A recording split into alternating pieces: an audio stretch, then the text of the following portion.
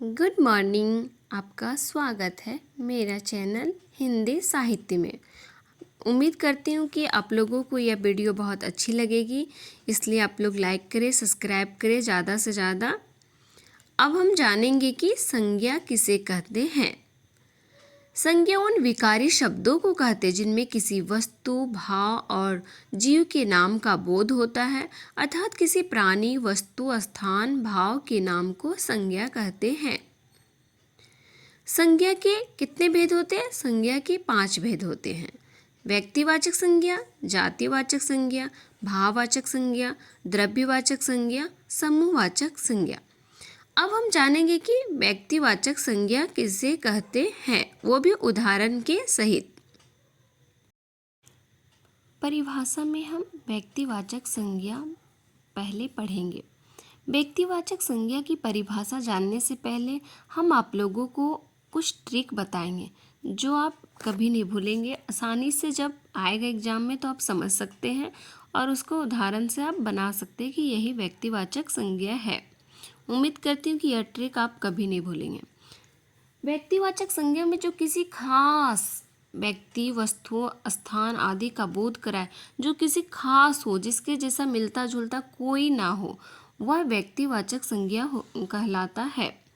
परिभाषा तो दिया हुआ है, आप समझ सकते हो। वह शब्द जो किसी एक व्यक्ति, वस्तु, स्थान आदि का बोध कराता है उसे व्यक्तिवाचक संज्ञा कहते हैं।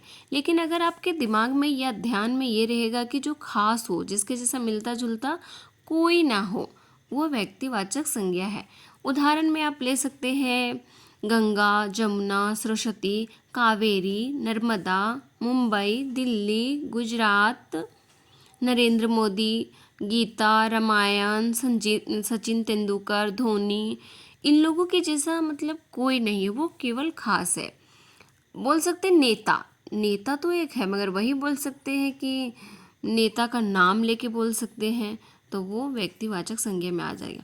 बोलेंगे प्रधानमंत्री तो वो जातिवाचक में आ जाएंगे, और वही बोलेंगे नरेंद्र मोदी तो वो व्यक्तिवाचक संज्ञा में आता है। तो व्यक्तिवाचक संज्ञा को पहचानना बहुत आसान है, बस केवल एक पॉइंट याद रखना है कि उसके जैसा मिलता जुलता कोई ना हो, वही व्यक्तिवाचक संज्ञा है। अब हम जानेंगे कि जातिवाचक संज्ञा किसे कहते हैं। जिन शब्दों से एक जाति के सभी प्राणी अथवा वस्तुओं का बोध हो उसे जातिवाचक संज्ञा कहते हैं। जैसे बच्चा, जानवर, नदी, अध्यापक, बाजार, पहाड़, खिलाड़ी आदि। इसको हम ट्रिक के माध्यम से समझ सकते हैं। जिसके जैसा मिलता जुलता बहुत हो उसे जातिवाचक संज्ञा कहते हैं। जैसे बच्चा, बच्चा तो बहुत सारा है। जानवर, जानवर तो बहुत सारा है। ऐसा नहीं कहा गया है कि पालतू जानवर में कुत्ता जो नाम लिखा हो, वैसा नहीं है। जानवर कोई भी जानवर हो सकता है। नदी, नदी कोई भी नदी हो सकती है। व्यक्तिवाचक में गंगा नदी हो जाएगी और जातिवाचक में नदी कोई भी नदी हो सकती है। अध्यापक, किसी का नाम नहीं दिया हुआ है, कौन सा अध्यापक, कहाँ का अध्यापक, केवल अध्यापक। बाजार, कौन सा बाजार, पहाड़, कौन सा पहाड़, खिड़की आदि। इसका मतलब इसमें जो कॉमन हो, मिलता जुलता हो, वो जातिवाचक कहलाते हैं। तीसरा है भाववाचक संज्ञा। जिन संज्ञा शब्द से पदार्थों की अवस्था, गुण, दोष, धर्म, दशा आदि का बोध हो वह है भाववाचक संज्ञा कहलाता है।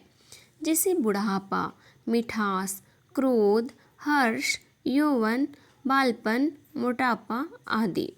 भाववाचक संज्ञा के उदाहरण है बुढ़ापा, बुढ़ापा जीवन की एक अवस्था है। मिठास, मिठाई का गुण है। क्रोध एक भाव या दशा है। हर्ष एक भाव या दशा है। यौवन, यौवन स्त्री की एक दशा है।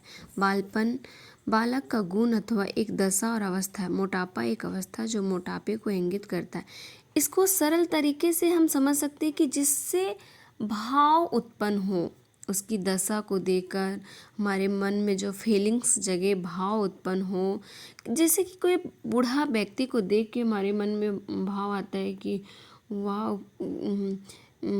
वो बेचारा कितना बूढ़ा है।